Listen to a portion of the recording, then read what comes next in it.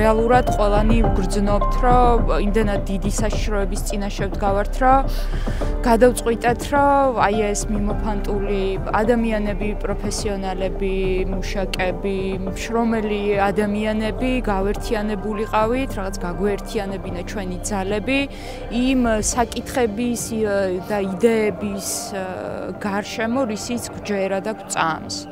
და ამ შემთხვევაში ეს არის ზუსტად ის მემარცხენე იდეები, სოციალური სამართლიანობა, ეკონომიკური სამართლიანობა და ასე შემდეგ.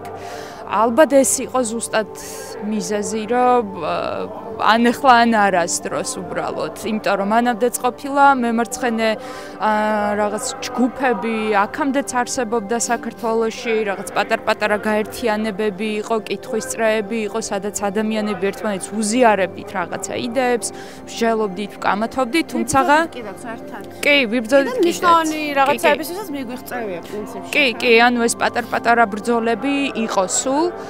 თუმცა აი ახლა რაღაც მართლა ისეთ გადამწყვეტ მომენტში ვართ, რომ ანახლა ან არასდროს. ეს არის მოძრაობა სოციალური დემოკრატიისთვის, მემარცხენე მოძრაობა არის და ძირითადად აქცენტებს ვაკეთებთ მემარცხენე და სოციალურ და ეკონომიკურ საკითხებზე. როცა საშიშროება ეს ახლოს გიახლოვდება, შეიძლება ცოტა პათეტიკურად ჟღერდეს რა, მაგრამ ანუ ახლა ჩემთვის მაგალითად ეს იყო და კიდევ ძალიან ბევრი ჩემი თანამოაზრისთვის ამაზე გვილაპარაკია, რომ აი რა შეიძლება უზარმაზარ საშიშროებაში თქვა, რომ შენ ცხოვრებას აზრი მიანიჭო და შენი სიმართლე უნდა თქვა. აი რისიც ყველაზე ბოლოს, ყველაზე სიღრმისეული შენი იდეალები და რისიც გწამს, ეგ უნდა თქვა. და აი რაღაც თითქოს ეს პათოსი იყო ამაში, რომ აი რაღაც რომ ძალიან წამოიწია ამ შევიწროებამ, ჩაგრვამ, რომ გაძლიერდა ეს ავტორიტარიზმი, არის მოთხოვნილება, რომ ყველაზე დიდი სიმართლე დაუპირისპირო. ჩვენთვის ყველაზე დიდი სიმართლე ეს იყო, რომ აი იმის გამო, რომ საბჭოთა ტრავმა გვაქვს უზარმაზარი, ამ საბჭოთა ტრავმამ გამოდევნა ყველაფერი სოციალური პოლიტიკაზე საუბრიდან. გამოდევნა თითქოს ჩვენ გვქონდა აი რაღაც აქტივიზმშიც ძალიან ხშირად გქონდა უკმაყოფილება დიდაქციებზე მაგალითად იმისა რომ დღის წესრიგში თითქოს სოციალური პოლიტიკა არა და არასოდეს არ დადგა და თითქოს პარტიები ყოველთვის წინასაარჩევნოთ, აი მე თქვა 90-იანებიდანაც კი მახსოვს რომ გაზი 10 თეთრი. ანუ მაინც მაშინ გამოწევდნენ ხოლმე აი ამ რაღაცა ერთგვარ სოციალურ პაკეტებს, სადაც მასების დარწმუნება უნდათ იაფ ცხოვრებაში და უდარდელ ცხოვრებაში. მაგრამ მანამდე თითქოს აი პოლიტიკურად აქტიურ ადამიანებს გვაკლდა ამაზე ერთობლივი მსჯელობა. და ეს რა თქმა უნდა არის იმ საბჭოთა გარკვეული ტრამვის შედეგი, ხო? ეხლა რეჟიმი, რაღაც გარკვეული რეჟიმი, რომ შენ გაძალებს კოლექტივიზმს და გაძალებს სოციალიზმს და გართმევს დემოკრატიას, შეუძლებელია, რომ ამ რაღაც სპეციფიური ტრავმები არ დატოვოს.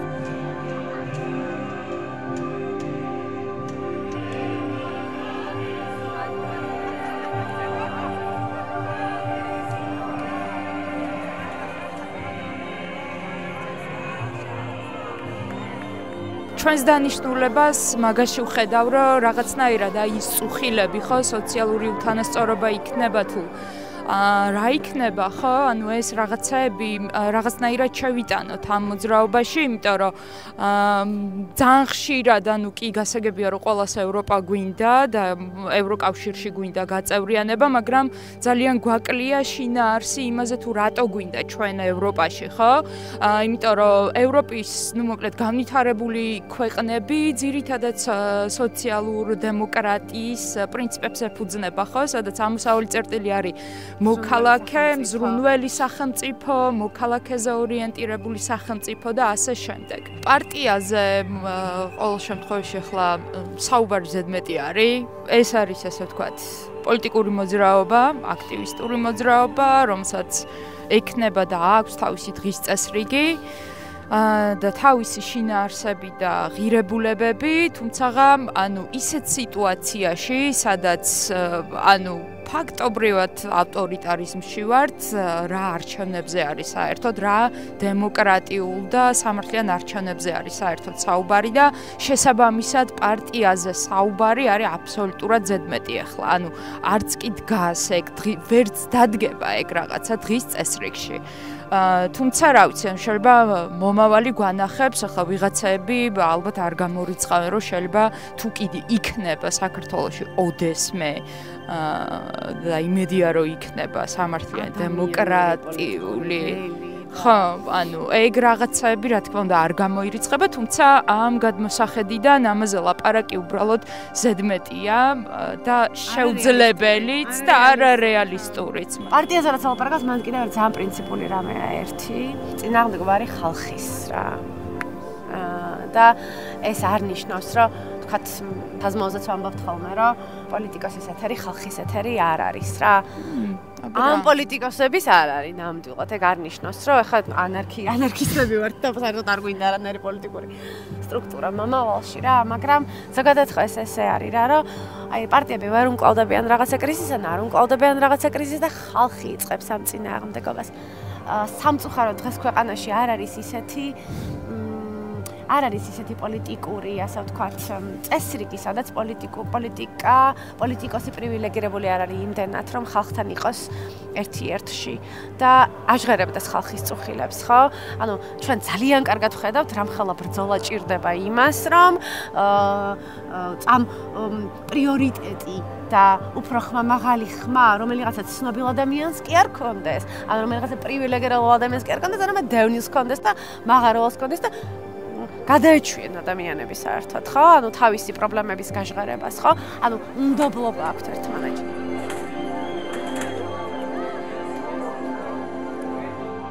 დაახლოებით 100 ადამიანი ვიყავით, ვინც ასე ვთქვათ, დავიწყეთ ეს მოძრაობა. ეხლა ვართ გაფართოების პროცესში, თუმცა გაფართოებას ყოველთვის ახლავს ხოლმე რაღაცა შეუთანხმებლობა შეიძლება იყოს ან რაღაცა მსგავსი, ამიტომ ეხლა დაყოფილები ვართ ფაქტობრივად სამუშაო ჯგუფებად, ვაყალიბებთ ამ ჯგუფებს სხვადასხვა მიმართულებით, იქნება ეს რაღაც სოფლის მეურნეობა, ეკონომიკა, სოციალური პროგრამები თუ და ასე შემდეგ. და ვაპირებთ, რომ აი ამ კუთხით ჩამოვაყალიბოთ ჩვენი, ესე ვთქვათ, ხედვები და აი ამ ხედვების გარშემო უკვე შემოვიკრიბოთ ადამიანები, თუმცა ეს ცოცხალი პროცესი არის, ეხლაც არის ჩვენი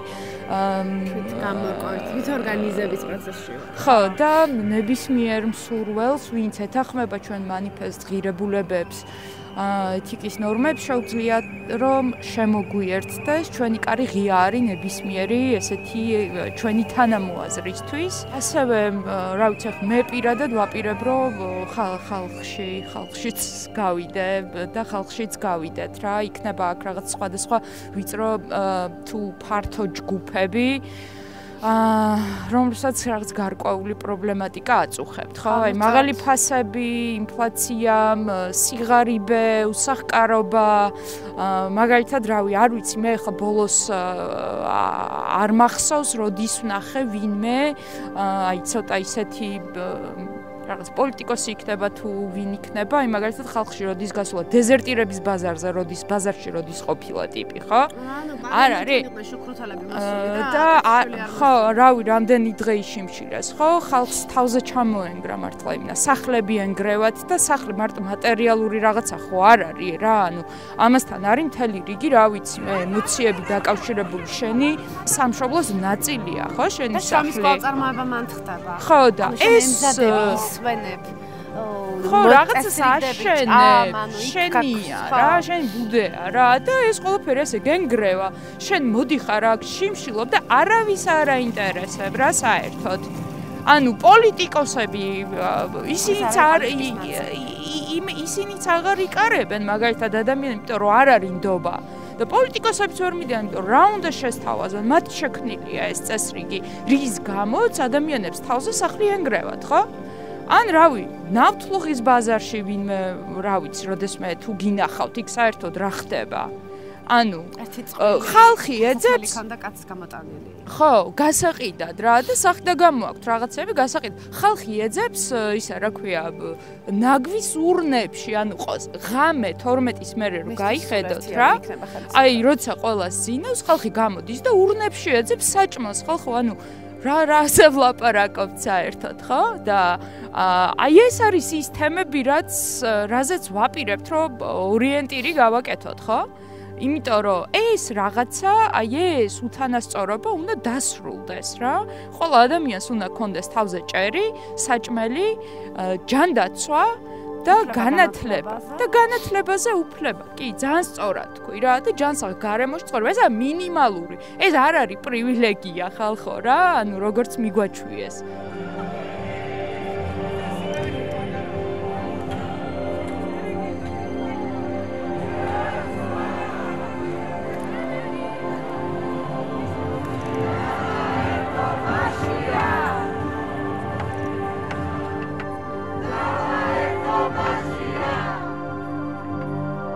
ჩვენი პირველი რესპუბლიკა იყო ძალიან სოციალ-დემოკრატიული. რატო ეგნატენინაშვილის დაბადების დღეა და ეგნატენინაშვილის იდეები და მისი ლიტერატურა იყო აი ის რამაც რაღაცნაირად შემოიტანა პოლიტიკურ მსჯელობაში საქართველოში მემარცხენე იდეები და სწორედ მის დასაფლავაზე დაფუძნდა, რომელიც შემდეგ აისახა აი ჩვენ პირველ კონსტიტუციაში და აქ იყო ანუ აი იმდან რომ ვკითხულობ მაგ ლიტერატურას, იმდანაც სხვადასხვა ჯგუფების ერთობა იყო. ქალთა უფლებებიც როგორი იყო. ხო, ანუ მაშინ როცა პირველი ქვეყანა ვიყავით ევროპაში, ხო და აი როგორ შეიძლება ხა ესეთი ქვეყანა მოაქციოს რაღაცა კვაზი კონსერვატორულმა რაღაცა ფაშიზმმა რა.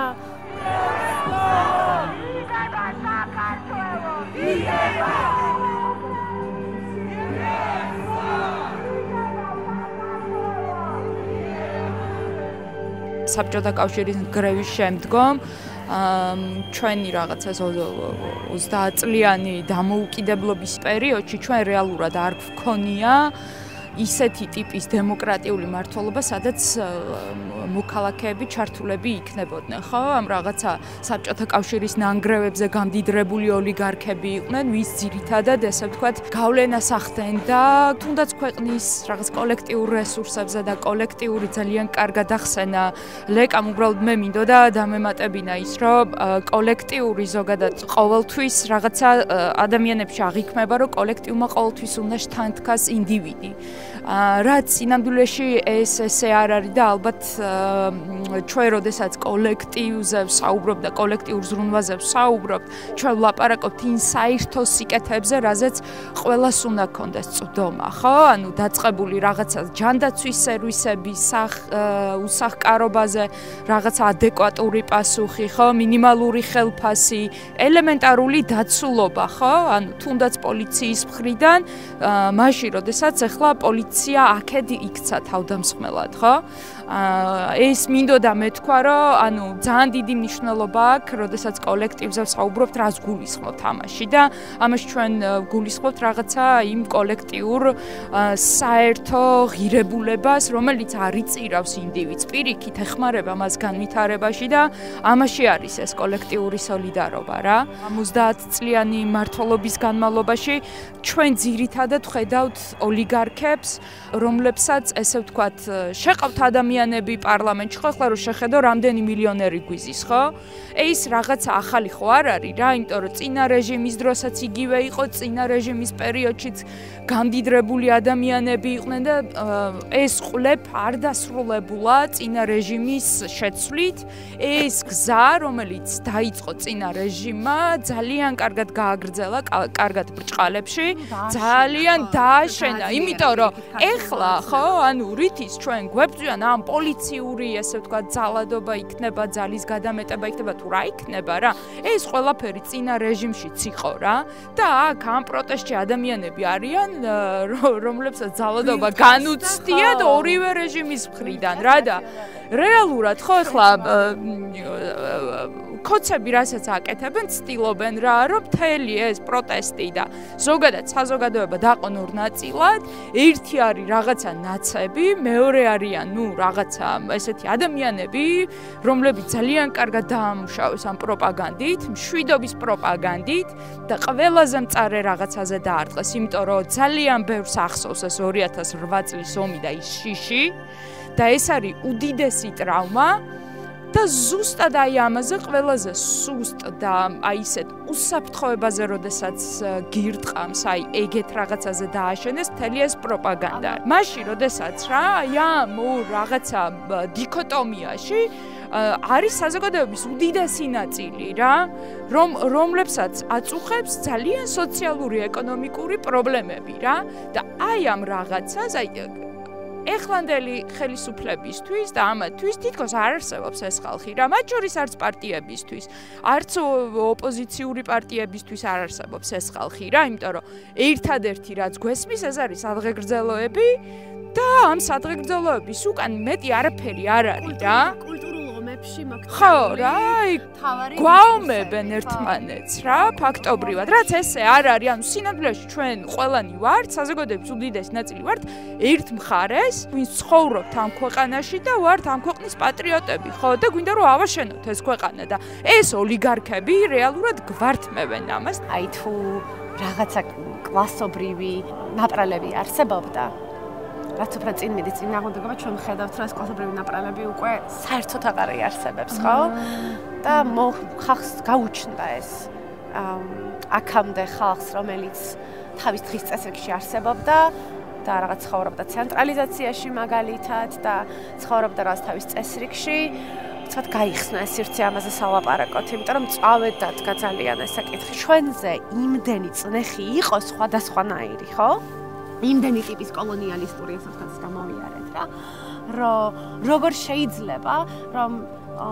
ყოველთვის ეგზისტენციალურ საფრთხეებში ვართ მაგრამ ამაზე არასოდეს არ ვისაუბროთ იმაზე რომ გარდა კლასობრივი ხლეჩისა ასევე სულ ვართ რაღაცა კულტურულ ომებში ჩვენ ხო ანუ იმდენი კომპლექსური ფენა არის და ისეთი კონტრასტული საზოგადოებები ცხოვრობენ ერთ ტერიტორიაზე აი ამ პატარა ქვეყანაში რომ აი როგორ მივახციოთ ერთობას როდესაც აი სწორედ ამ ჩვენს განსხვავებებზე უჭირავს ფეხი და პედალირებს რეჟიმი, გაბატონებული დისკურსები, ხო?